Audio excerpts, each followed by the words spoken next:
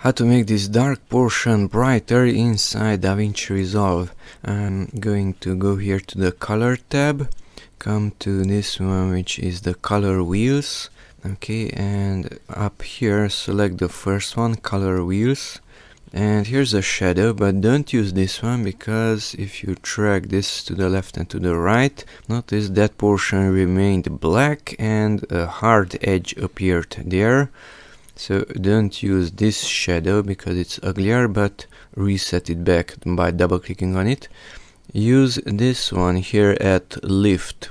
So this black and white horizontal thing has to be clicked on, and if you drag that one to the left and to the right, now you can see some details and there are no blue edges there.